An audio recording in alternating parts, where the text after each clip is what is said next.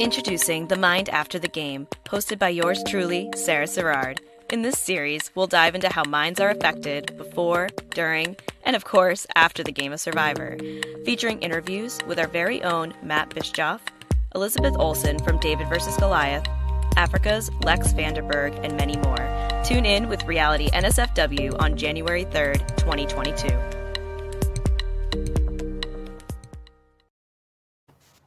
Welcome to the Challenge All-Stars 2, Episode 7. You got a little sneak peek. We have a new podcast about to drop on the Reality NSFW network. Mind After the Game with Sarah Serrard. Definitely looking forward to that. All kinds of new content to look forward to coming up in 2022. I am Jonny Fairplay, joined as almost always, Alex Trias, Lauren Pratt. We are talking the Challenge All-Star 2. I was a couple minutes late because we have a thing called the Patreon, in which we have all kinds of bonus content like the weekly Q&A, and we watch Survivor Australia, their version of Survivor, and we have a fantasy football league, and first place gets a championship belt. It's really impressive. And last place gets the Sacco Award, and it's a coffee mug with a picture of my balls on it. So, unfortunately, we do not have Manscaped as a sponsor on for the next month or so. So I went to the tried and true, just straight edge razor, shaved my balls. So I feel like, you know, I always said that I wasn't challenge ready. I feel challenge ready today. I'm just happy I didn't come in last place. So it's a win for me. I did not come in last in the league.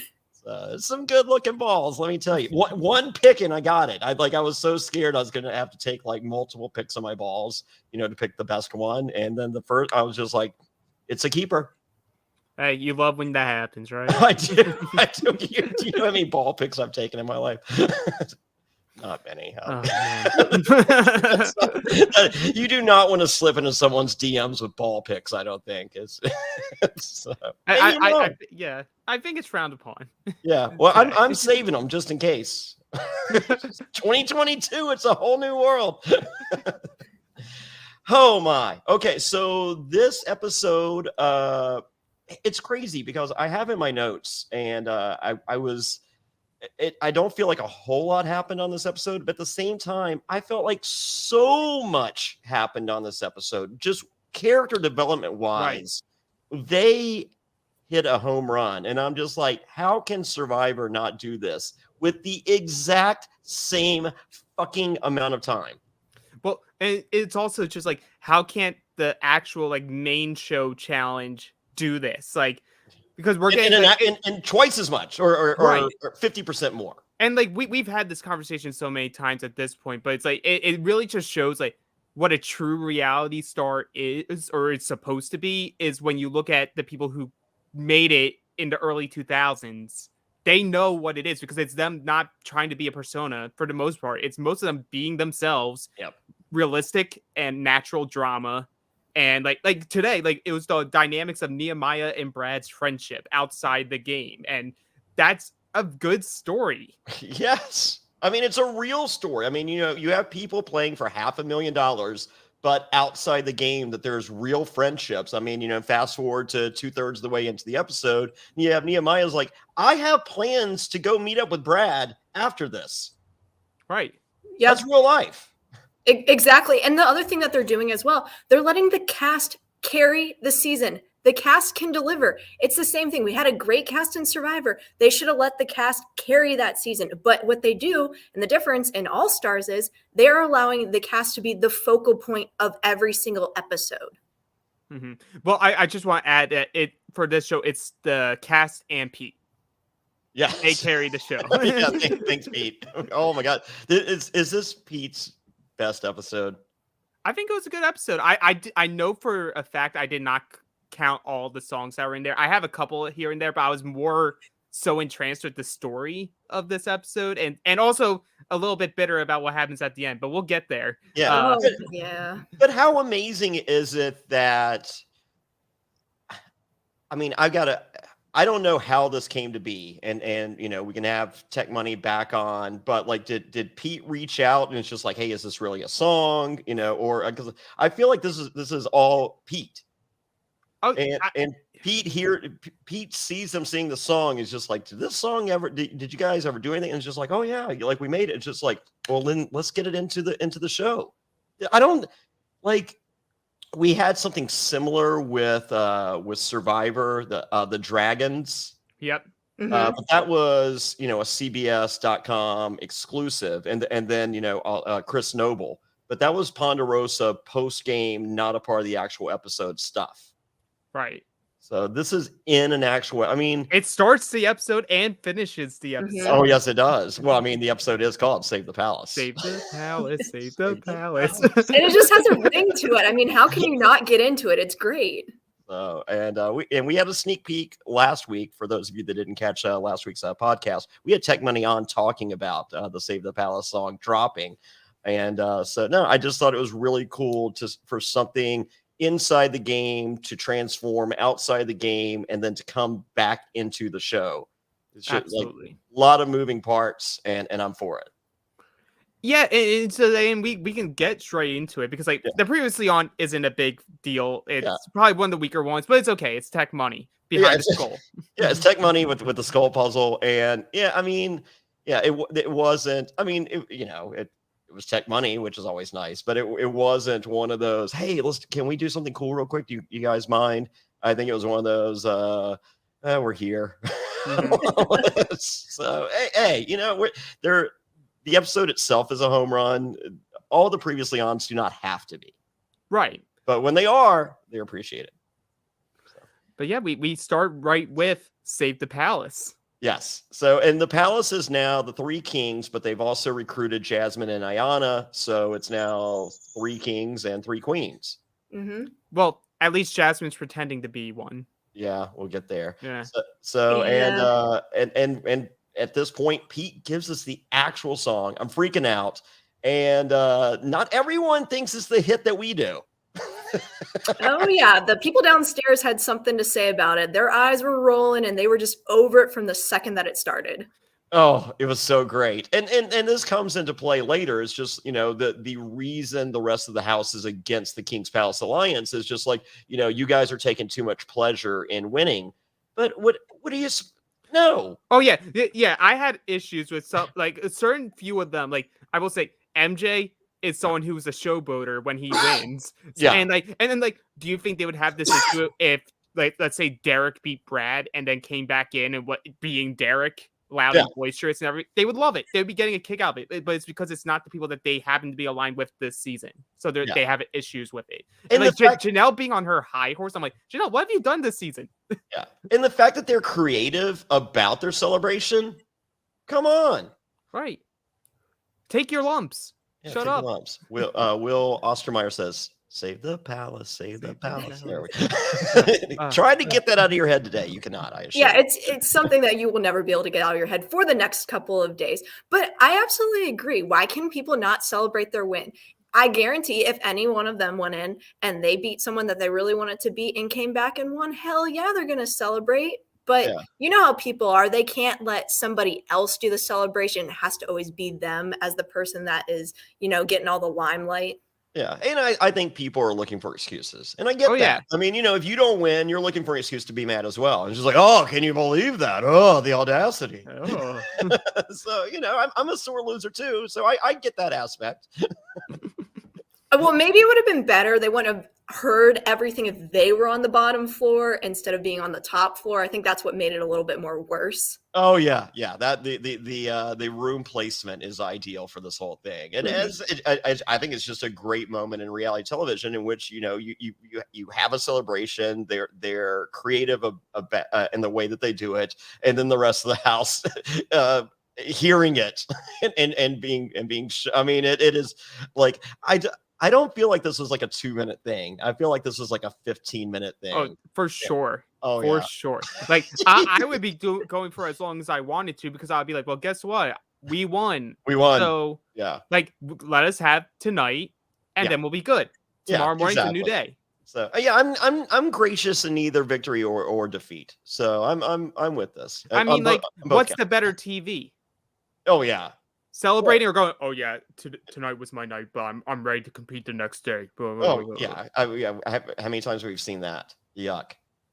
We see it on the actual challenge. Yes, weekly on the actual challenge. So Jasmine says Jasmine's lying that she's happy to be in the King's Palace Alliance, and it appears as though she is actually in it. And Jonny thinks she's still with her despite her new alliance.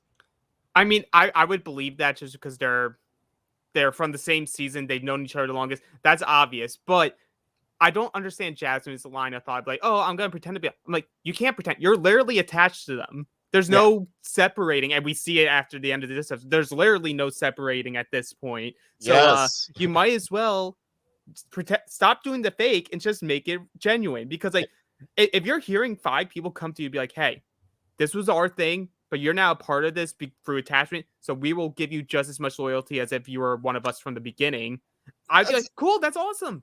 And that's not a bad. I mean, like the King's Palace has been on like so close to having so much power the entire. I mean, like it comes down to one flag today on the daily, and that's been the case throughout the season. So I mean, like they've rallied, but they've been on the cusp of controlling the game and being on that side of the equation. Not a bad. It wasn't like everyone was going out of their way to make Jasmine a part of the other alliance. Right. Like, so my whole issue is just like, Jasmine needs to sort of like, everyone has their strengths and their weaknesses. Do I want to be running a final with Jasmine? The answer is no. Yeah. Like, do I want to run one with LT? For goddamn sure I would. Oh, I want to run with LT. Please put me as LT's partner. Yeah, after what I saw LT say, even tonight, they were like, "Dude, don't cry. Like, you beat Tyler." He's like, "Yeah, but I have enough space to beat all the motherfuckers." I'm like, "Oh, sign me up to be your partner. I will fake rival with you just so I can be your partner." Oh my god, LT is the best. If that isn't the epitome of ride or die, I don't know what is. I mean, he's got tears for everybody. Everybody. And while wearing a "let me sleep" face mask. Yes. I would not wake that man up. No, that's the thing about him. Like, if you're in his corner, he has your back 100%, and he will do everything he can to help you get further in the game. But also something I'm enjoying about this season is the back and forth power struggle amongst alliances. Like, no one alliance is running the entire house, and you have this back and forth game that's going on. And that's great. Yes, it's fantastic. Yeah. Is it a back and forth game, though? The last 4 eliminations have all had King's Palace people in it. Okay, but to be fair, they're this close. I know they are this close, though. But I mean, it's the exact opposite. Like, one flag difference or Right. 1 second difference, or like this close. Yeah.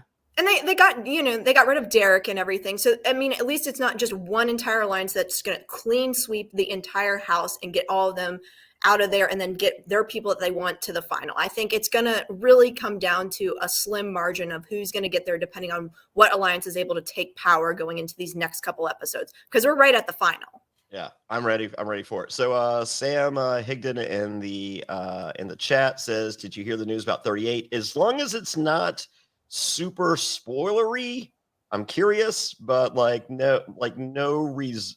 I guess only thing I've heard is that they aren't filming until the spring. So like March or something is. But I would prefer not to know anything else at this point. Okay. Yeah, the only thing Jonny probably wants to know, Sam, is if Nelson's not on the cast. So. We know he's on the cast. I need someone to root against. It's fine. That's what we have Fessy for. You know? Well, no. If we have an update on I'll accept a theme or an update on filming schedule. Just nothing too spoilery. So for me, spoiler for all of us in any of the shows. I throw this out there every now and then. I hope not on every podcast that we do, but here we go. Sam says apparently they gave major figures big pay rates just to appear. Okay, I'm cool with that. Oh, okay, yeah. The other thing I've heard was that when they say they reached out to everybody, they reached out to everybody. Good. And that's why we've seen a lot more people trying to create more chaos on social media this past week. Yes. So Fessy calling out what Fessy wanted CT in the celebrity boxing. Tony Reigns. Mark Long has accepted the challenge, even though Fessy hasn't asked for it. Oh, I would love to see I would love Mark to see a Long beat the grown ass wheels off. man Mark Long beat the crap out of someone. Heck A yeah. grown ass man. No, you know what? You know what? Scratch that. Fessy versus LT. Oh, give us that. Oh yes. I'm for that. My Okay. money's on LT though. To be I completely apologize, honest. LT, because I'm about to like pitch you to do so Oh, many yeah. things. Yeah. So they moved it to March just to make those people come back. Okay, cool. Well, I'm that's good with fine. that. Honestly, A break is good. I think a break is good, number one, and hopefully the later filming schedule means that when it does come out, it'll result in less episodes, perhaps. I Or think move it to that's not Tuesday. going to happen. Either way. Or move it to Tuesday and you're fine. You don't care. Well, I would still rather have like a 12 to 13 episode season than a 19. So, But Yeah, we'll or see. I mean, including the reunion, it's 20, which I don't know if both. I haven't of you watched saw the reunion yet. I had no plans to.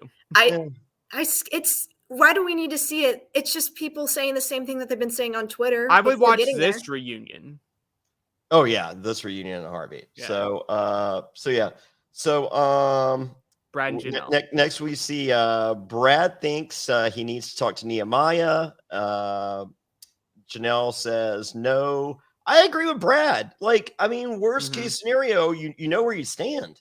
Right. And it's like Brad, this episode is probably one of the better ones for me, in my opinion. Like, does he not take Nehemiah being pissy like the best? Sure. But I think like he comes off very real, very genuine in these scenes where he's like, this is actually a guy I've known for a long time. We've been good. It just so happens that on this particular season, we find ourselves on opposite lines. So I need to just talk to him and be like, hey, when it comes down to it, if my group's telling me to go for you or your group's coming for me, like, what are we going to do here? Because we have very limited options now.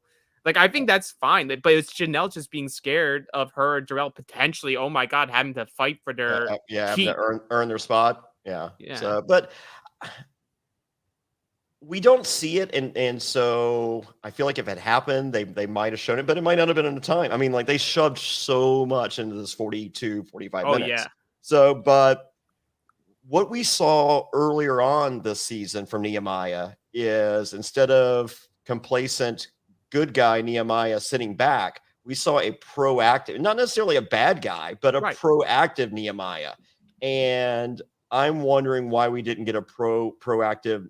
I'm not faulting Brad for not approaching Nehemiah. Yeah. I'm faulting Nehemiah for not approaching Brad before this. And it's possible that it's one of those things where you were just like, oh, they are an outside friend. We're good. We don't need to have this discussion. You do need to have it. But you see it so much where people don't go that extra mile with the people that they know because they just have this expectation of, well, we have all these plans outside the game already. I shouldn't have to do it. Yeah. And it makes it harder too, because you're not necessarily expecting to go into the house and that you're going to go against each other or be in opposite alliances. So Brad, even having that idea or thought process of maybe I do need to approach Nehemiah, go with your gut sometimes, because I think that would have been a good conversation to have, especially because, I mean, obviously we see what the fallout is and everything. But I think if Brad would have had that conversation with Nehemiah, figured out where Nehemiah's head was, then they could have gone in to the next segment of the game saying, you know what, we're not necessarily working on the same page with each other, but we can somewhat look out for each other and make sure maybe if we can save each other to make sure we don't put each other in. Yeah. And as I said, I don't blame Brad because he had Janelle talking him out of it. Whereas we did see Nehemiah be proactive earlier. That's worked out for him. Right. Why stop that now?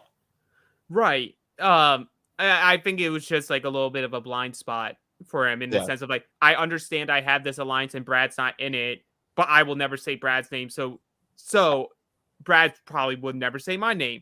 Yeah. But the issue is when you look at the numbers, because there's only 3 teams of King's Palace, there's 4 teams of the other side. So like if one team on the other side, including Brad, wins, they have very limited options if they don't want to blow up their own game. Yeah. And when it all shakes out the end, I'm glad everything did happen the way it did happen, because like I wouldn't have wanted Darrell to have taken out I mean, like or let's say somehow it was Nehemiah versus Darrell in an arena. Like, I think that would be awesome, and I Mhm. want to see it, but I don't want to see it in case Nehemiah doesn't win. Right. Like, And I that's only want to see it if Nehemiah wins, or and I want, like, or LT. Like, I mean, Darrell should not be in an All-Star season. no, the dude still looks like he's like in his late 20s. Like Mhm. Yeah. in shape wise, like he still looks And like he's he's in still prime. look at him on a regular challenge. He's right there at the end. Oh yeah. Oh yeah. So Because no one touches him. I don't, Everyone's I too scared to. yeah, but I don't agree with the casting of it. I'm done with. I love Darrell, and Darrell, I want to see you on every season possible. Mhm. But until you're done with that, I don't want to see you on an All Star.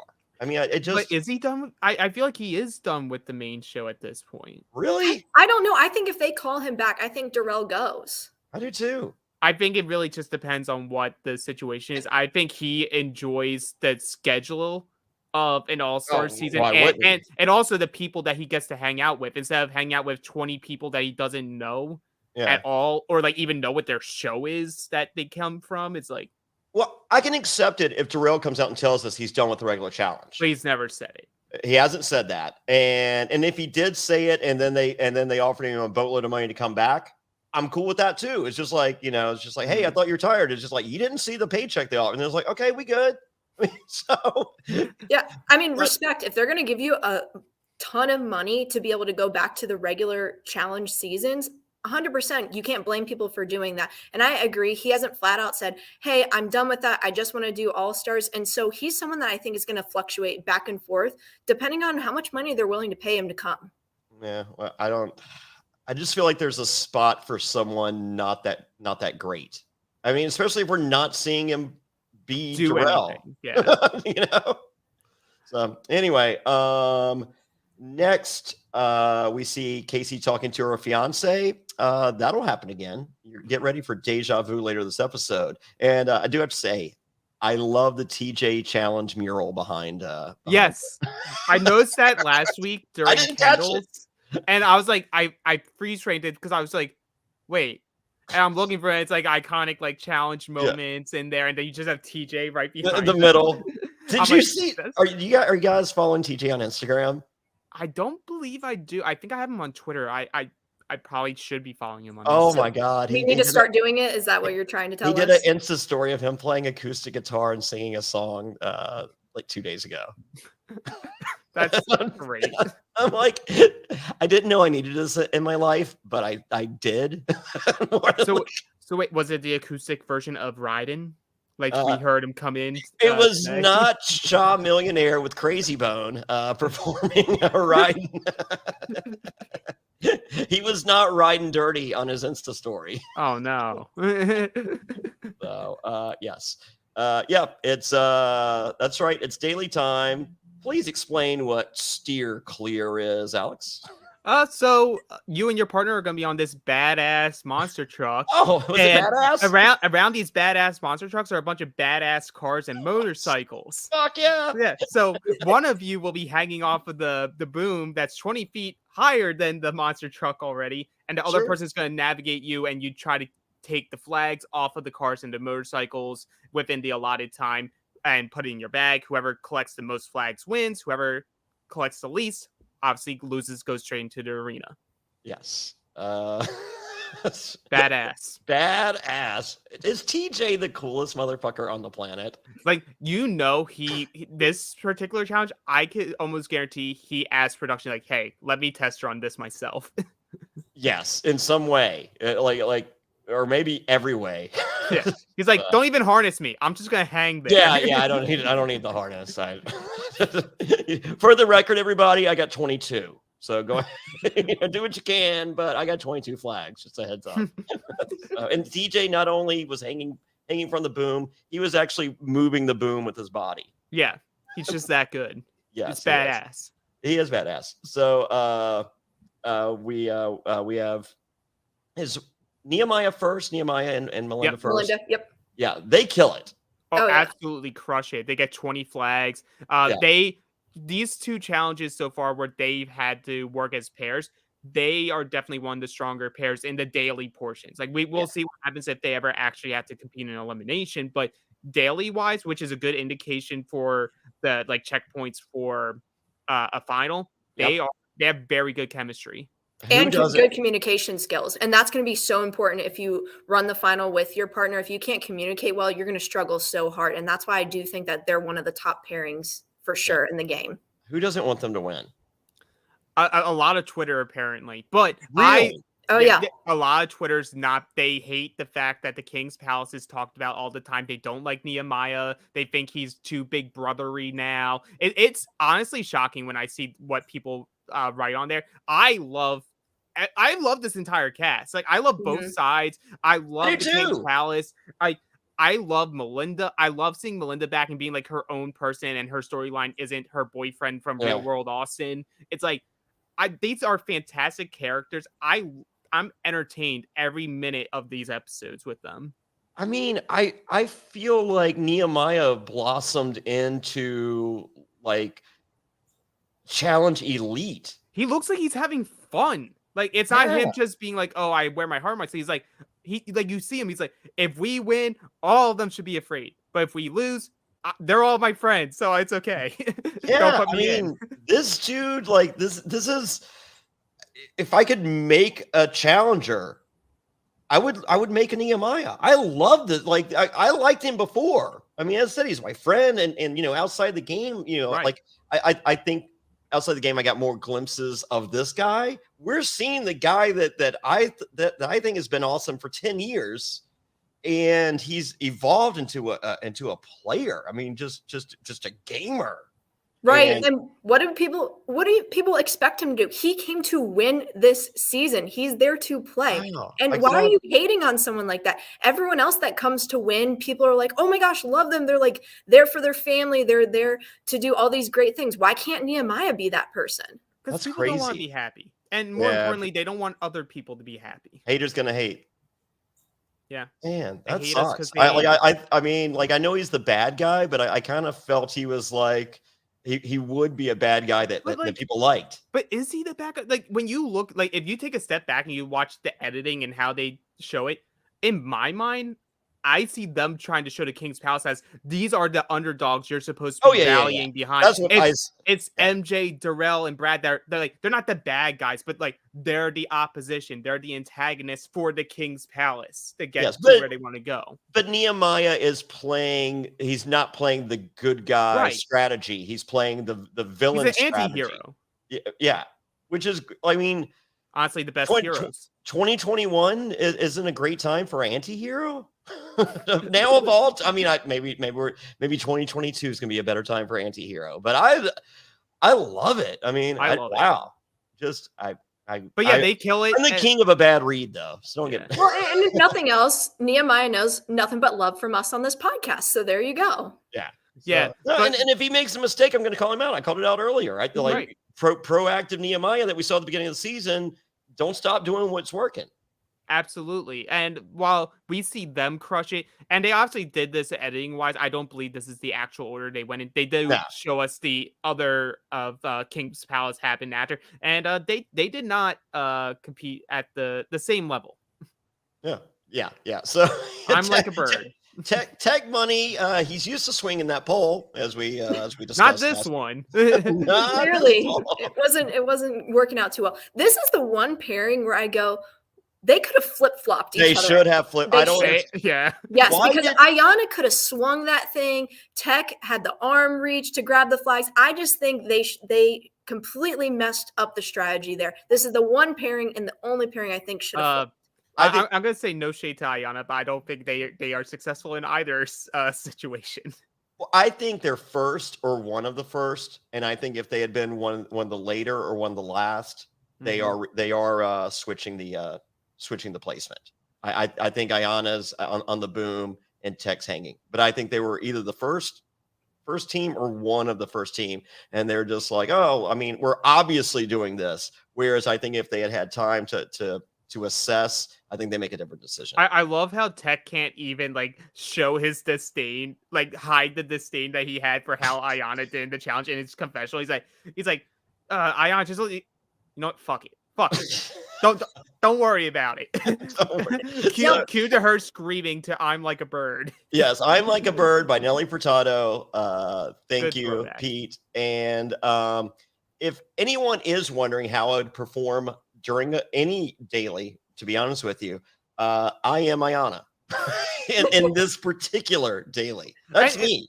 And like, Would she have still been screaming though if she was doing text job? Because probably. I definitely think she still would have been. I don't know. Maybe she's yelling Super Bowl like she was before. But I think what we're really seeing though with Ayana, because we like labeled her this monster for the women's side, at least when it was like individual eliminations. While she's very good at eliminations, we have seen time and time again, she at least at this season, she is not good in the daily challenges at all. Yeah. And what does that say about Ayana and a potential TJ's final? Oh, because not good things. I don't think so. I mean, you would think, that's part of it, but I think the dailies are a prep and an indicator for TJ's final, much more so than an eliminator. And I think what she'll do well in, if she does make the final, is the running portion. But again, so many of the different parts of the final require communication with your partner. And if she can't have the good communication, I don't think she's going to do well with it. Yes, she can run, and a lot of a final is running, but you have to be able to do a couple other things. And I'm a little worried about that for her. Well, not spies, lies, and allies. I think the entire final was just running, because we saw fucking 28 minutes of fucking running. And I mean, like, she'll probably be better in a future season if she comes back, because I just saw recently on social media, she said Darrell inspired her like while on this season, and she has since the show has lost 28 pounds. Yeah. Like, so it's like sort of like a similar thing with Yesella, where it was like they did the show and then they're like, I like doing this. Yeah.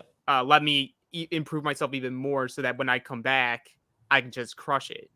Yep. So it's good for them. But yeah, they do not do well here. And I am not going to blame LT for this duo not doing well. No. I mean, all right, so we talked last week with Tech Money about LT's popcorn muscles. I don't think it was LT that said he had popcorn. I think it was Alton said LT had popcorn muscles. Last season might have been, yeah. Yeah. So referring way back in the day. I think his issue was he was relying too much on his upper body, because like you see someone who does well in like Nehemiah and MJ, they use their entire body and they're like using their legs and then using their upper body to pull it over, where it looked like he was just trying to move it side to side, just using his upper body. But it hurts you if you're shorter, I gotta be honest, because if you have that reach, it's a lot easier to grab the flag. Oh, yeah. I think anything that involves those type of challenges that you have Jasmine as your partner, it's a little bit more difficult because she is so small. Yep, absolutely. She is like, and it's no shade to her. It's like, I bet she's a lovely person outside the show, but like, she is a below average challenge performer. It's just like, it's just there. Like, is she good at the puzzles? Sometimes, and she could be good at them. But yes, she has heart, but sometimes heart can only go so far. Right. I mean, you can have all the drive in the world, but sometimes if you don't have the physicality to be able to do something, you can't do anything about it. Yep. So next it's time for a little country grammar by Nelly. This one of the most requested songs I get when I DJ. I'm sure I will be playing this New Year's Eve at Grizzlies. Come join me. Might have Matt Hardy there. Get ready. How crazy is that? That's very crazy. Yes. So it's Casey and Kahutta. Yeah, I was. Casey has turned into a little challenge machine. Yeah, she had the amount that she has improved is so enjoyable to see, and like seeing her actually enjoy doing the challenges just warms my heart, which makes the ending of this episode like both happy for her, but also very upset that we don't get to see more. Yes. So next we have MJ and Jonny. MJ being the classy guy that's all about sportsmanship and polite celebration. Calling out Nehemiah. We're gonna get your ass. But I thought this was all friendly. You're not supposed to celebrate or call out people or. Oh no, it's okay when it's just you. Okay. By yourself. Yeah. When it's for your own benefit and nobody else is watching, you can say whatever you want. I didn't know. And you know what? As much as we are gonna make fun of MJ, like him and Jonny, while they're also like a Nehemiah and Melinda, where like every single challenge they're up there in terms of like their performance. So like if they don't go into elimination, they are a duo to watch. I feel, because we saw Jonny kill a final already. Yep. So and it's a much better shape, Jonny. Yeah. Yeah, and experience matters too, because I do think that the final is going to be pretty similar to what we saw last season. Yes. And finally, we see Brad and Jody, and Brad's beard looks fake at this point. It does look a little bit fake there. I'm just like, did someone shave Brad's beard in his sleep as a prank, and they didn't get footage of it, and now he's just wearing the one that Nehemiah wore? Right, they just glued it back on and everything. And just, and he was stuck it on there, made sure that it was like freshened up before he went out there and did the challenge. This seems right. But of course, like once again, they absolutely kill it. Jody's just like a Terminator. Yeah. It doesn't matter what the challenge is. She's going to be very good at it. And she even says, like, I think I'm better now than I was even 15 years ago. I think so too. When I was winning. I'm like, true facts there. So they are definitely a dangerous duo to watch in this game. And I think there's going to be too many people afraid to even attempt to try to throw them down. Oh yeah, they're a powerhouse team, and it's funny because I would have loved to have seen Jody on more challenge seasons, and I think she would have been like, she's top tier in my opinion, but she would have just killed so many other people that are considered at the top. Yeah, and I think her bank account would agree with you. I think she's just like, what did you do to me? Like, I was here. And like, what's the weirdest part is I think it was the challenge stopped calling her, not her stopped accepting to come. Why? I don't know. She might have said no on one, and they're just like, "Oh, that's she doesn't want to do it anymore." Because then they find their next person that's going to be a repeat, and they go, "All right, we're going to roll with this person, and then we don't need to call someone back that we wanted to have on." I feel like it's this thing where they feel like they can only have one dominant woman on a season, and like ever since then, because like after her, it's like Laurel, and like Laurel then dominates for a while, and then Cara Maria dominates for a while, and like now you have like Casey and Tori are like up there for like the current season. So it's like, but don't you want to see dominance clash? I mean, I do. Yeah. Because no, they only do that for the guys. No. Yeah. Only pole wrestle for the men. Yes. So, and Sam says, did you hear about Cam and Leroy? Yes. Congratulations, Cam and Leroy. How cool is that? They're going to be the best challenge parents out there. What's their competition? I don't know. Okay. I'm just, but I feel like it doesn't matter who the competition is. It really doesn't. Yeah. They're both fantastic. And you know what, Leroy, once you have that kid, we saw CT come back because he, diapers cost something. They do. Well, Leroy on an All-Stars, because he retired from the challenge. Yeah. Mm-hmm. All-Stars is not the same thing. That's true. He never said I'm retired from All-Stars. He only said the challenge. Yeah, but Darrell won't tell us anything. He's too secretive for us. He doesn't want to put all this information. He's very, very smart with his secrets. So shockingly, much like every daily comes down to 1 or 2 seconds, this comes down to one flag. And it really did. Yes. Yeah. As opposed to the ones that really come down to 1 or 2 seconds, which I don't think they do. Oh, yeah, absolutely. And once again, we see Brad and Jody win again. King's Palace is in trouble. Oh. But we see the losers are initially LT and Jasmine, but because LT earned the life shield, you're welcome, Jasmine. You're safe once again. Yes. But that throws Tech and Ayana into the arena instead. And with that, LT and Jasmine don't get votes in. So King's Palace ain't looking good at the moment. No. I will say I do like it where they don't get to vote if the life shield is used. I think that's a good twist that they have on the season. Yeah. But we haven't seen it. I mean, we've seen him play a little bit, but we haven't seen it used as a strategy yet. And I think, whereas, what we saw in Survivor with the shot in the dark and Sydney going home because she actually used it and not allowed to vote. I feel like there is another element of strategy we haven't quite seen yet that hopefully will come into play, if not this season, in the future. I'm just going to say most likely it's going to be in the future because the way we know how many episodes are left, I feel like I'm very confident next episode is going to be the last elimination before the final. We'll get part 1 of the final in 2 weeks, where we'll see probably the last place team of the first daily part of the final go home, and then we finish it out episode 10 with crowning a new champion to overtake Yes for the time being. What? I'm telling him you said that. Hey, I love Yes. Okay. And hey, it gives Yes some ambition to come back and show like, hey, I can still kick all your butts even with this new level of the game. Dethrone the new winner. And I know Yes will be all about that. Oh, I'm so for that. Oh my God. All right. So with that, let's hear a word from our sponsor. Lucy Nicotine is a company founded by Caltech scientists and former smokers looking for a better and cleaner nicotine alternative. Finally, tobacco alternatives that don't suck. Researched and developed for 3 years to be made for people, not patients. Lucy has created a nicotine gum with 4 milligrams of nicotine that comes in 3 flavors: wintergreen, cinnamon, and pomegranate. Lucy also has a lozenge with 4 milligrams of nicotine in cherry ice flavor. Each and every flavor actually tastes great, and it's convenient and discreet. Products can be enjoyed anywhere, on flights, at work, on the go, or even in the gym.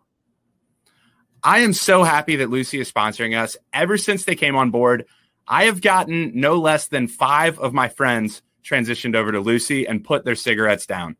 They like the gum. I'm used to seeing the packages all around. This stuff is great, and it's really helping people make much healthier choices. So get on board and join the Lucy movement. Hey, it's 2021. Get rid of your cigarettes, unplug your vape, throw out your dip, and get some Lucy nicotine gum or lozenges. This is the real deal. A subscription to Lucy comes directly to your door each month. It's so simple that you don't even have to leave your house because Lucy has delivery down. Reality NSFW listeners, go to lucy.co and use promo code SURVIVOR to get 20% off all products, including gum or lozenges. That's lucy.co and use promo code SURVIVOR at checkout. Also, I have to give this disclaimer. Warning, this product contains nicotine derived from tobacco. Nicotine is an addictive chemical. That's lucy.co, and be sure to use that promo code SURVIVOR. This episode of Reality NSFW is sponsored by Blue Chew. Say it with us, Blue Chew. Blue Chew is making waves and bringing more confidence to the bedroom by offering chewable tablets that can help men get stronger and longer lasting erections. That's right, we're giving away super hard dicks. Blue Chew is a unique online service that delivers the same active ingredients as Viagra and Cialis, but in chewable form and at a fraction of the cost. Blue Chew's tablets help men achieve harder, stronger erections to combat all forms of ED. Blue Chew is an online prescription service, so no visits to the doctor offices, no awkward conversations, and no waiting in line at the pharmacy. And it ships right to your door in a discreet package. The process is simple. Sign up at BlueChew.com, consult with one of their licensed medical providers, and once you're approved, you'll receive your prescription within days. And the best part, it's all done online. Blue Chew's licensed medical providers work with you to find the right ingredient and strength for your prescription. Don't like swallowing pills? No problem here. Blue Chew's sildenafil and tadalafil tablets are chewable. Blue Chew's tablets are made in the USA and they prepare and ship direct, so it's cheaper than a pharmacy. Hey, if you're looking to give that immunity idol to someone, or you don't want to be voted out of a crater, don't worry, Blue Chew's got you covered. So if you could benefit from extra confidence when it's time to perform, visit BlueChew.com for more details and important safety information. And we've got a special deal for our listeners. Try Blue Chew free when you use promo code SURVIVOR at checkout. Just pay $5 shipping. That's Blue Chew, BlueChew.com, promo code SURVIVOR to receive your first month free. And we thank Blue Chew for sponsoring the podcast. We're all trying to eat better, but healthy breakfast doesn't have to be boring. Magic Spoon has the amazing flavors you love, but without all the bad stuff. And it's amazing as a midnight snack right before bed. 0 grams of sugar, 13 to 14 grams of protein, and only 4 net grams of carbs in each serving. That's only 140 calories per serving. It's keto-friendly, gluten-free, grain-free, soy-free, and low-carb. And build your own box. Available flavors to build your very own custom bundle are cocoa, fruity, frosted, peanut butter, blueberry, cinnamon, cookies and cream, and my favorite, maple waffle. Now, Magic Spoon recently brought back their 2 super popular flavors, cookies and cream and maple waffle. Thank goodness. But they're back permanently. And when these flavors were first introduced for a limited time, they sold out extremely quickly. Now, I'm here to let you know you can get them again or try them for the first time. Why? Because they're delicious and indulgent. Jonny, Magic Spoon has so many great flavors that I really enjoy, and even my kids enjoy them. We have the cocoa, fruity frosted, peanut butter. All these are really great combinations. They enjoy waking up in the morning and getting some Magic Spoon right off to start their day great before they head off to school.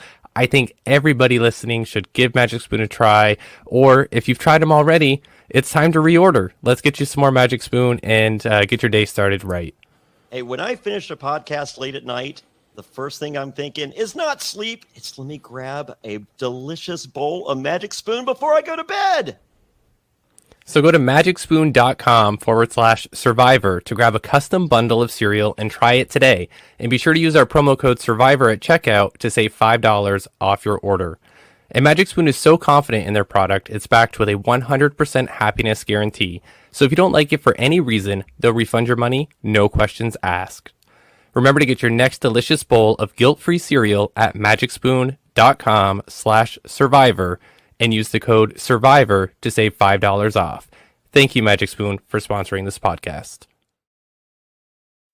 Thank you, Magic Spoon. Thank you, Blue Chew. I don't know if you guys can see behind me. I have it turned off. I have my my new pinball table. I have the Avengers Infinity Quest from Stern Pinball. It's amazing. And starting very shortly, I will have a new tier at adfreeNSFW.com. I will write it out and become a patron. Try it for a month. I think you'll like it. The new tier will be me playing pinball with girls in lingerie. Not kidding. So, Yeah, we knew that was coming. Yep. So check out adfreeNSFW.com. Become a patron now. Holy moly, I will be taking a Blue Chew tonight. Promo code Survivor. Promo code Survivor. They love it when we do that. Nothing you ever say surprises me anymore. No. So, yep, get ready. What a tier. And you get all the other stuff too. So, but I would give that a try, guys. I think you'll like it. Okay, so we are back in the house, and we know that Tech and Ayana are in the arena, and Nehemiah is hoping that his friendship with Brad is good. Once again, conversation prior to the daily could have firmed that up. And so after deliberation, we see that it's the deliberation on the nominees. It's Casey and Kahutta and Nehemiah and Melinda. Brad tries for Darrell and Janelle, but is shot down by Jody, who apparently it was the other way around. Jody wanted Darrell and Melinda up there, but then Brad goes, "No, we need to put Casey and Kahutta up there because Brad and Janelle have been performing better, and I want to show loyalty to the group that I'm with, and we need the stronger competitors there."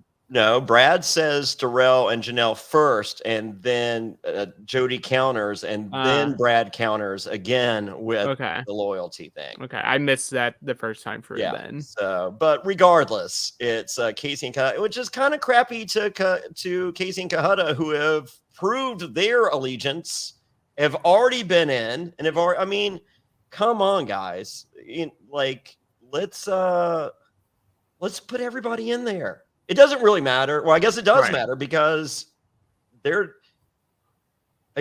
wouldn't matter regardless. Whoever's down there, doesn't matter. Right. Yeah, it doesn't matter. Ultimately, it doesn't matter. But in theory, at the time, it did. It did. Yeah, because you don't know what the end result is going to be. But at that time, it does matter who you choose to select to go in. Yeah. So, and Nehemiah finally confronts Brad, and Brad says he tried. But I also like, but did he try? Like ultimately, for me, I can understand Brad like going against Nehemiah because like if you just look at the house, like yes, we're friends, but we're clearly on two opposite sides. Yes. At the end of the day, I can't win the money if you win the money. So I need to win the money. I have the two sons that at home. I want to be able to provide. Well, that this is my chance. So I'm sorry. This is what it is. And all it really comes down to is a real conversation between the two, which we later get. Mm-hmm. Right. And you can't have the conversation after the daily challenge happens. You have to have the conversation before the next one to see which page everyone is on. Yeah.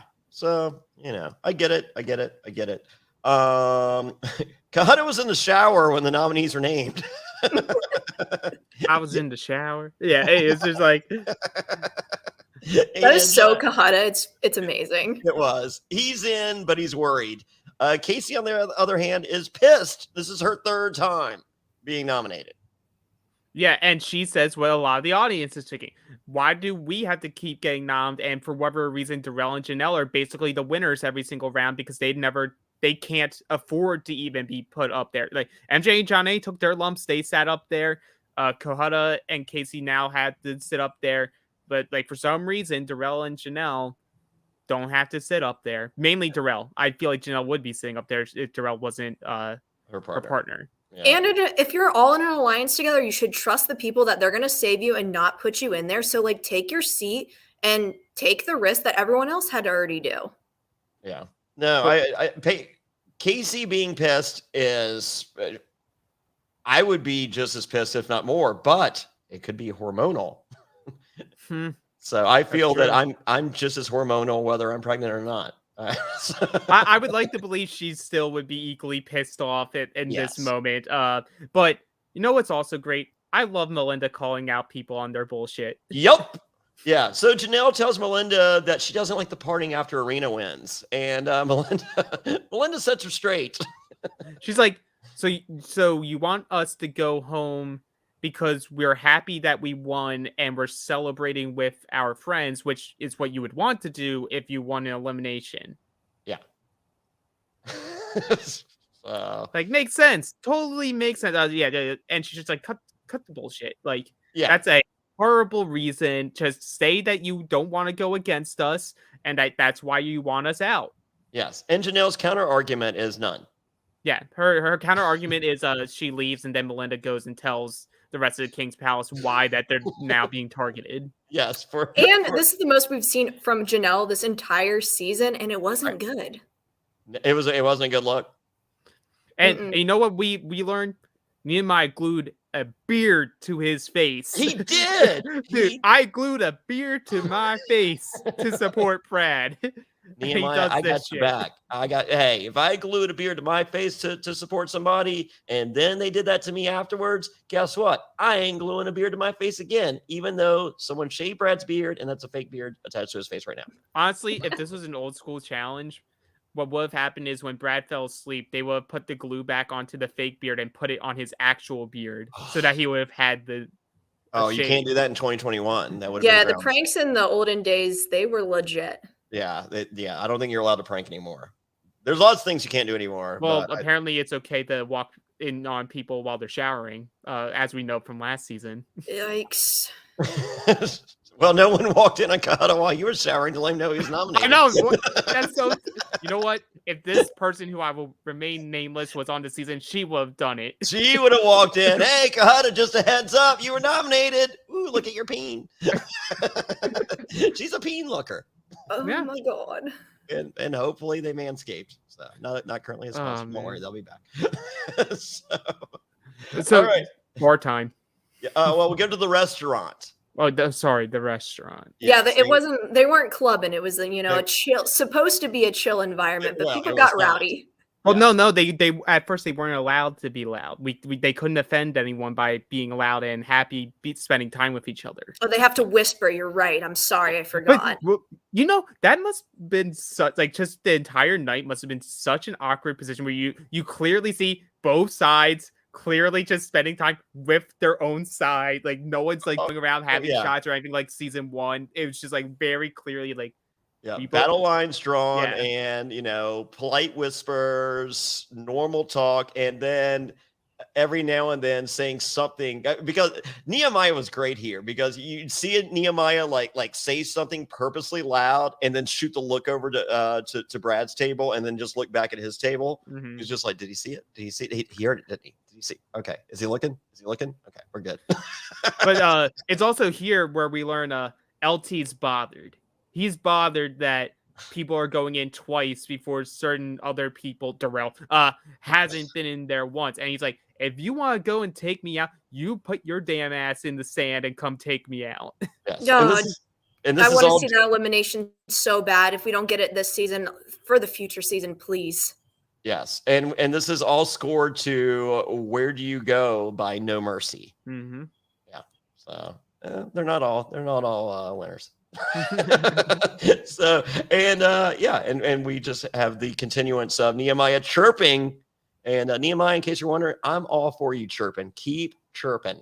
Yeah, we keep having Nehemiah chirping, and we keep having Brad in confessional saying, I did everything I could. Yes. And as Andrea S says in the comments, when LT is bothered, I'm bothered. And we are an LT support podcast here. So Absolutely. when he's bothered, we are bothered. we are bothered as well.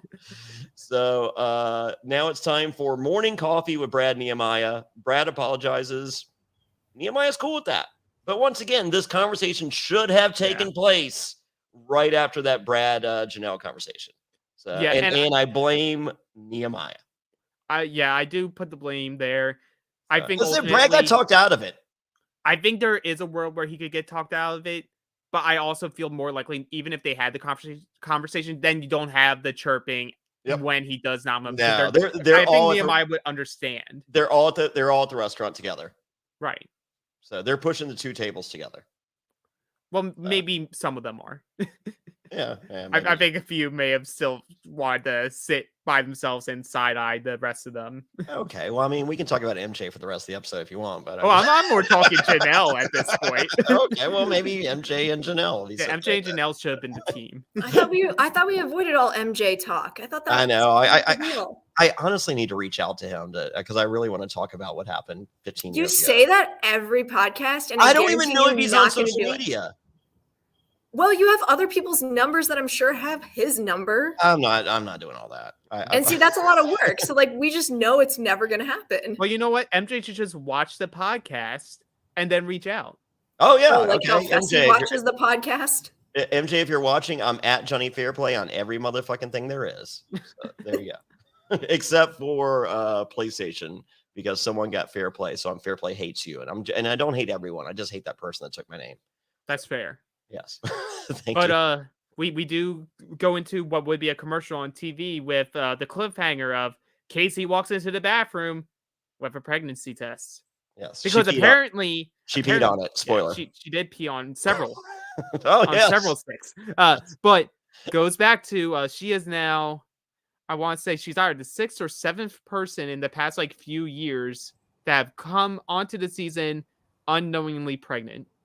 Yes. Because the challenge, for whatever reason, does not provide a pregnancy test as part of the physical and everything before coming onto the show. And we keep saying you think that they would learn, and they still haven't. So, and if you want more pee stories, go to adfree.nsfw.com. There's plenty more pee stories. There sure are. there are. Yes, indeed.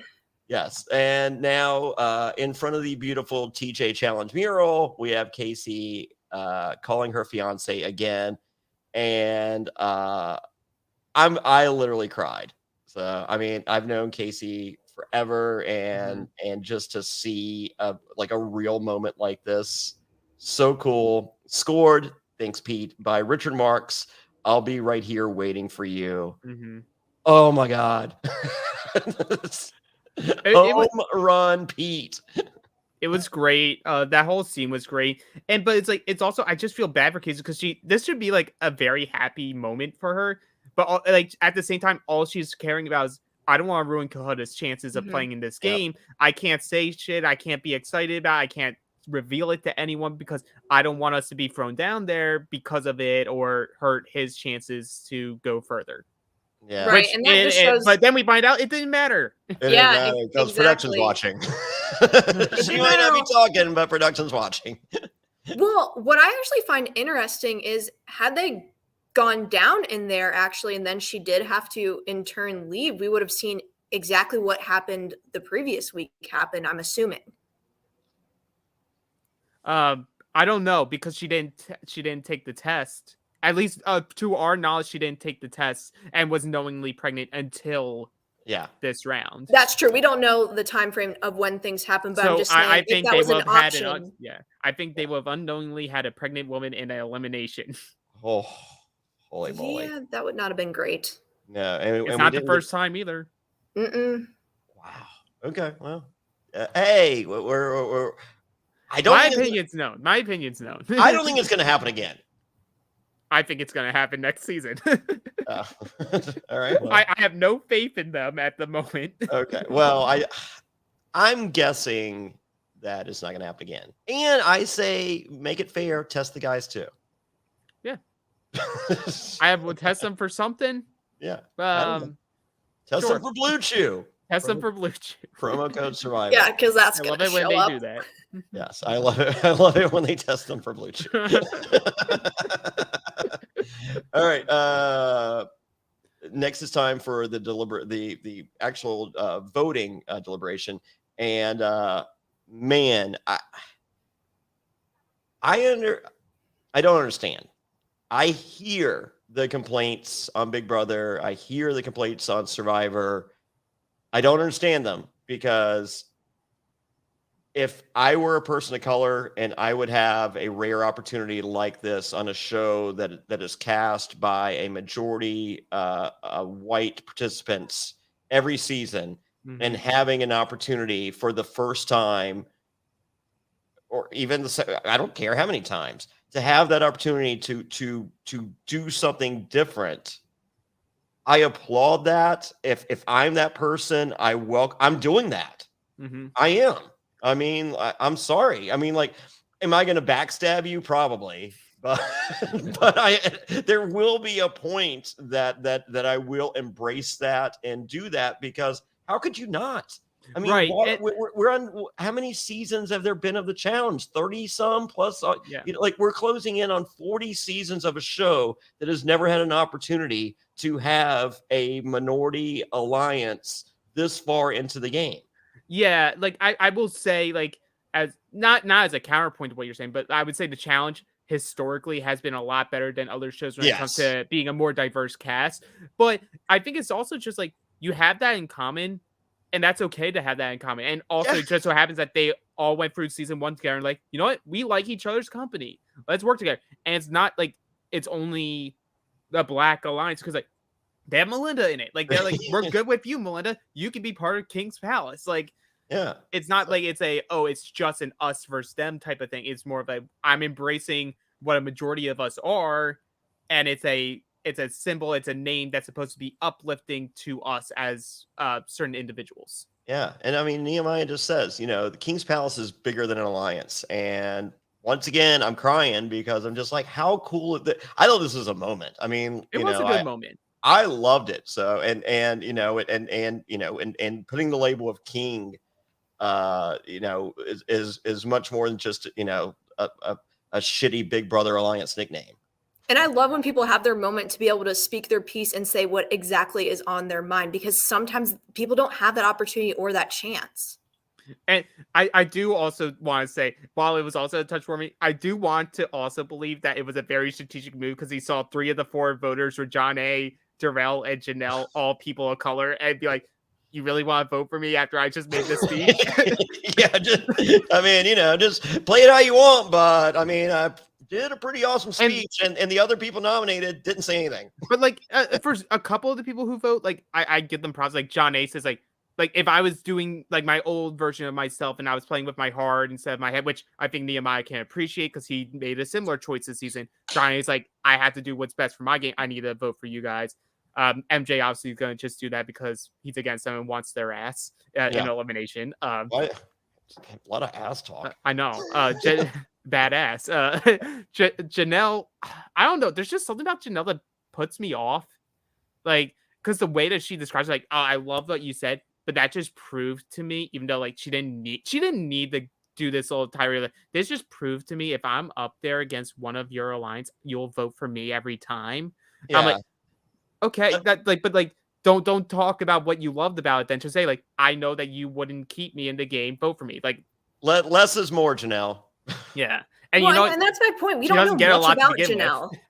What have we seen of Janelle from this season Exactly. besides this episode? And so, like, we know other people's stories, what they're fighting for back at home, but have we even had that like heartfelt moment with Janelle at all? I think just at the very beginning they talked about her occupation. I think she's like a nurse or something, so she's worked during the pandemic, and so this is like her time for herself, and that we know that she and Darrell were secret friends, even though it wasn't really a secret to some people. Yeah, but since then, we Casey was haven't just gotten like, anything. So Casey was it's like, I really went to hard. California to hang out with the two of them.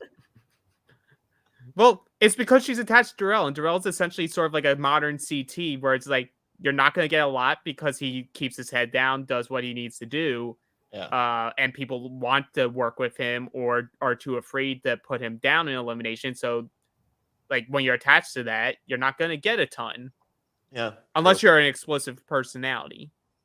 So, But she's not out there calling him Uncle Darrell. No, thank God. So, and you're not gonna believe this, but Nehemiah slept in his motherfucking uniform. Mm-hmm. I had to pay homage to Ayanna. I love it. That was funny.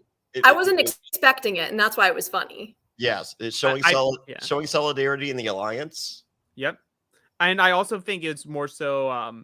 It's because of that conversation. I feel that he's able to be more carefree about it and positive, despite being in a shitty situation. Yeah. So no, that conversation helped. I definitely lightened the meanness in the room. And he didn't bark at anyone when he put his name up. He did not.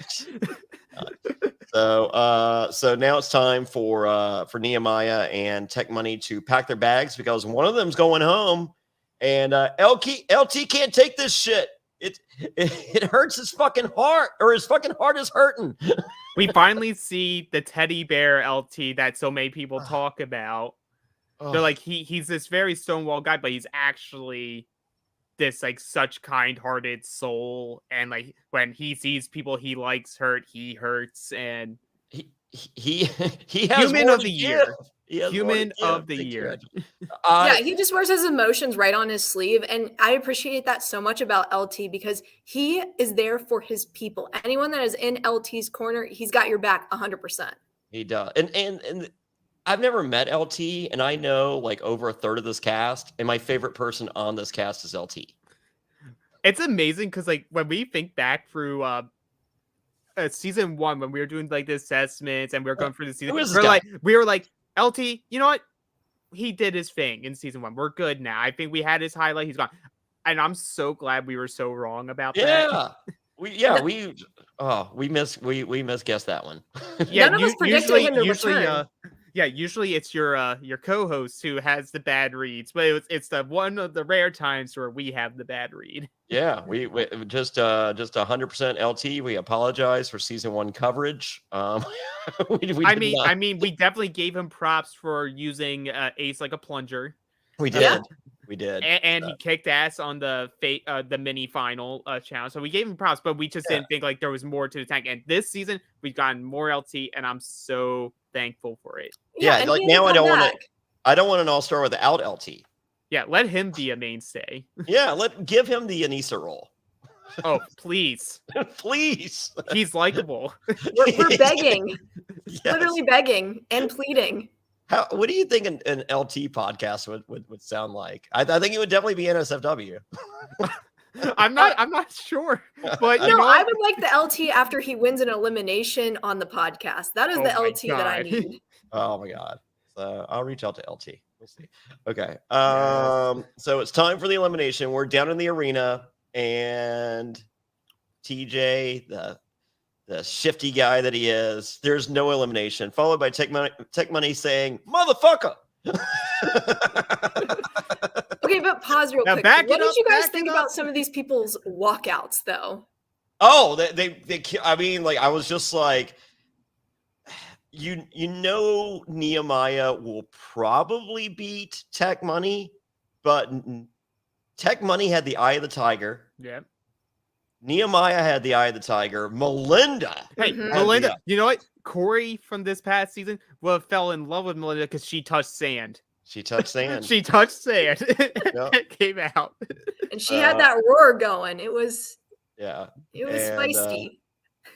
She it was did so- have the roar. But was she so also had good. Ayana on the other end. Yes, Yes. I know. Which always just scares me now.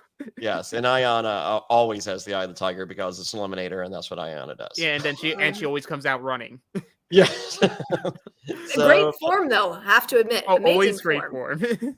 Yes. So yeah, the Melinda scream. You know they probably jumped. You know when she's in there screaming, they're like, "Holy shit, Melinda's for reals." And once again, so thankful that we have Melinda on this season. I didn't know what to expect from her on her own and like actually being a fleshed out character this year. Love it. Love it. Yeah. So that's it. I thought for years that she was the most beautiful challenge person ever, and like, you know, I hung out with her a few times over the years, and just an awesome person. Mhm. And so like that's what we're seeing. And once again, this is how casting should be done for these shows. Like, get these they know who people the with awesome people personalities. are. Yeah. Yeah, I mean, there's been so many years of interactions, you know, whether even outside of the game, they're just like, oh my god, if we capture just a little bit of this, Right, this is like gold. stop giving us the Logans and Emmanuels, and like Yeah, give us more Techs, give us Yes. more Melindas, like give us more what Nehemiah is today. Like, yeah, you could put most of these people on a modern season, and I guarantee the views would go up. yeah, Yeah, but we want to keep them where they're at. They need to remain in All Stars because I love All Stars way too much to have these That's people true. come on the regular seasons. and I love 45 minutes over 95 minutes. I love 45 minutes. I love, yeah. No, we don't like Emmanuel wanting to suck people's blood. I get it. He's a vampire, but he's not really a vampire. All right, so yeah, TJ says that there's no elimination and everyone is bewildered and confused, and Casey says I'm pregnant, and Kahada says it's not mine. But like, not even explaining, just like, it's not mine. It's not mine. So, and this is scored. Oh, Pete, you killed it. Mama, I'm Coming Home by Ozzy Osbourne. This is not the album that features Mama, I'm Coming Home. I don't think it might, but I don't think it does. Oh, it is. Oh my God. Third song. My bad. Boom, Pete. I got you. Ozzy Osbourne, Tower Records, vinyl, exclusive, colored vinyl, exclusive. Boom. The No More Tears album, which was to be followed with the No More Tears tour, which followed the No More Tours tour that I wish I'd gone and got a t-shirt because there were only 80 tours that followed that. So, but yes, Pete, I got you. Yeah. So we ultimately see because you know you're tethered to your partner. So because TJ KT told has us. to go, Kahada has to go. But so we can come back to saying like how I believe Kahada's been screwed. Because the one thing that I don't get is because they told us last episode that they're tethered, but when Kendall went, and maybe it's due to the other circumstance of why she was gone, and not because of her injury why she was gone, that they allowed LT to stay or LT to fight for his chance to stay in the game. What was the other circumstance on why she was- So what's been reported is a member of production broke COVID protocol and they had to go into a quarantine during that round. And during that quarantine, the production member, I guess, was exposed to Kendall and Kendall tested positive. So Oh. she had to be removed from the game because she was positive for COVID. So it wasn't because It wasn't because of the injury. cast members. It was because, well, it could have been a little bit of A, a little bit of B. Okay. But the main story is that a member of production decided to break COVID protocol, and because of that, there was ramifications. Oh. Yeah. So, but like, let's pretend that's not the reason, and the reason was her injury. They allowed LT the chance to fight to stay in the game, and then the winner would just have Jasmine as the partner. Yeah. I feel like there's a world where they could have just said, okay, Casey has to leave. We're still doing elimination night, but instead it'll be a female elimination winner gets to choose either either Kahada or one of the guys that are in the elimination, then they could split off that way. Well, Wow. I think what the problem was is in comparison to last week, it's because someone got eliminated that was already in elimination. That's what I brought up earlier in the podcast. I think had that situation happen again where Casey and Kahada were down there against somebody, I think they would have done what they did last week. But the fact of the matter is they weren't in that elimination arena. And we've seen on previous seasons too, where when your partner has to go, you have to go as well. Do I like it? Absolutely not, because Kahada just gets screwed over so many times. That's his challenge for the guy. Yeah, I'm okay with that. Like that's like I don't dislike Kahada, but like I have people I like more than him, Mhm. and him just like he's just the bad luck edit. I'm okay with that. Like that's but I would like to someone see has redemption. to be the bad luck edit. But Yeah, like, but I you want to see- see redemption. I want to see him Right. actually be able to at least compete in a final for once. Because I'm all right. I don't know. I just think he's a very likable guy. I think he's No. better ace, and that's about it for me personally. And I'm sure if I met him, I would probably love him. But I don't. Yeah, he'd probably invite you to his Hallmark home. Yeah, but I don't have those feelings. So And that's fair. Like, not everyone's gonna like the same people, or hopefully or like not. people to the same degree. yeah, I should say. Like, I'm not saying you dislike Kohada. I don't. Yeah. I don't. But I'm okay with the bad luck. Like it's just like, oh, Kahada gets the bad luck again. All right, well, that's his story. Yeah, it's And just also- rough. I mean, it's with anyone that gets eliminated when their partner has to go, they have to go. It just sucks, but it's the game. And that's what production chose to have happen. Does it suck for Kahada? Absolutely. Of course, I would want to see him be able to have the opportunity to compete. But it isn't like this is the first time that it's happened. Had it been the first time that this has happened, I think there would have been an even more of an uproar that already occurred. And also to correct myself, it would have had to be a guy's elimination again, and then whoever, like the one pair will survive, and then the woman who loses the guy would then just become Kahada's partner in that scenario where they don't just send him out. Give me the Here's the poll. Here's the thing. At the end of the day, they're making a television show. Yeah, That's what they're doing. Yeah. And production can do whatever the fuck they want. that's true. Okay. The best story that they can tell is having the King's Palace saved. Absolutely. Yeah, and if save that the means palace. sacrificing Kahada, that's if I'm production, that's what I'm doing. Like, do you think this is a decision where they were like, either way, like within the next 24 hours, we'd be pulling them anyway? So, like, we're looking at our schedule. The schedule doesn't work if we eliminate a team now and then also the next day have to send Casey and Kahada out anyway. So we're just gonna. No, do I that think tonight. production's looking at the story we're telling is the King's Palace versus Brad's alliance, and to keep that story going. Sorry, Kahada. Yeah, because Alex, you're also right. They could have easily done the elimination and then the next day chosen to say, all right, Casey's not able to compete anymore. They have to go. So I agree with you too, Johnny, in the sense of production's going to do what they want to do to make it a show. And I think a lot of people want to see what the Palace is going to do this season. And a lot of people are rooting for it. Love them or hate them. Yep. Yeah. Love them or hate them, and Yeah. you know what? You make money either way. If you kill the Palace, the show's not as good. And I Because also then you have an like, alliance running another alliance that could potentially run out the entire rest of the game. Yeah, I don't want to see. That's called season one. Yeah, it's called season one. But like, I also love It's season one, and yes, and Yes. and I don't think we're gonna get fortunate enough to have the Blob Alliance dictate everything, and then an outsider win. Yeah. But like, we finished this off with Cuz saying he just lost $500,000. I love Tech here where he's like, Casey, I'll buy whatever the baby needs. It's yours. I'll pay forever. I think we have like Ayana or Melinda say like, I'll babysit for you. Yeah. No, it's great. So And we leave. we saw Nehemiah at Casey's wedding. Mm-hmm. And what's in Tech there too? Yep. Yeah. So we know which And side Casey I think prefers. Ayana was there as well. There you go. Yeah. And we And leave. not the Brad Alliance. No, not the Brad Alliance. But we do leave the episode Save the palace, save the palace. Again. But Yeah, the actual song, instead of them singing it, it's the actual track Yes. of Save the Palace, which you can watch or listen to on all platforms, I believe. Yeah, Spotify, Apple Music, anywhere that you listen to music, search "Save the Palace" and give Tech Money and the rest of the King's Palace some money. yeah, and you had to Give 'em some plug that love. at the end just to get it stuck in people's head even more. Yes, there you go. Yes, and Ayana was there. Okay, And so Ayana with, was there. so with that, are we back? Are we gonna do Thursday afternoon for episode 8? Thursday at 4:30 p.m.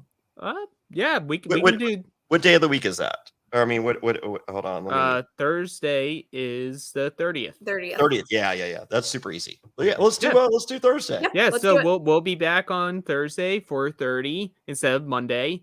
We're probably to finish the season going to do Thursdays at either 4:30 or 5:30 p.m.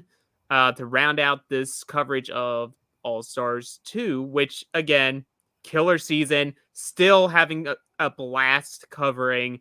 It's, for anyone who's feeling distasteful of the current challenge and wanting to stop watching, I highly recommend you still come and watch the Challenge All Stars because that gives you your fill. Yes, absolutely. I mean, it's so funny. There's so many people that have told me they're just like, oh, the last season of the challenge is boring. Like, I'm just like, get Paramount Plus, and they're just like, oh, I'm not going to pay for a subscription. I'm just like, 30 days for free. Promo code the Kingdom, I think, or something like that. So binge this shit. It's great.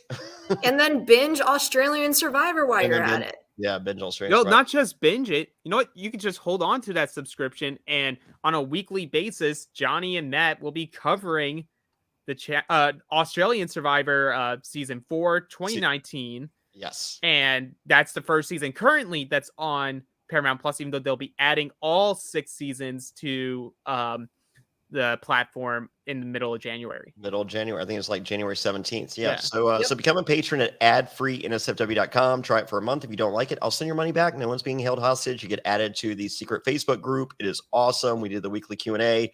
I think I'm recording tomorrow. Sarah and her husband, Sarah, who has the new podcast starting January 4th, they're driving through Danville, Virginia. We'll be here tomorrow night. Nice. And so I'm going to have Sarah in the studio with me and with Matt Bischoff doing the Q&A. Lauren, if you think you feel uncomfortable doing the podcast on the other side of a Zoom camera, just imagine Sarah sitting beside me and answering some of these Q&A questions. I could only imagine. Hey, it's the best way for her to truly get fully in on reality NSFW. You have to understand what we have going on here. So she's going to get it from that angle. So try it for a month. Adfree.nsfw.com. Don't forget the new tier of Jonny Fairplay plays pinball with girls in lingerie. It's going to be great. I'm not sure we're naming that tier yet, but that's what it is. So So with that, Alex, thank you. Lauren, thank you. Jonny Fairplay. I'm thinking myself. Jonny Fairplay, thank you. Yes. We appreciate you. Oh, thank you. So we'll see everyone on Thursday at 4:30 or 5:30 p.m. Check your local listings. Press that subscribe button. Press the button for alerts and give us a thumbs up. If you're just listening to it, please rate us 5 stars or whatever the highest thing you can do, and leave a comment. If you don't like it, just don't listen. Please don't. The negative, the 1-star bullshit. No. No one made you listen. I promise. I did not come to anyone's house with a gun and say, listen to this podcast. So, So give us 5 stars. It helps with the sponsors and everything else. We love all you guys. And Happy New Year. Happy New Year.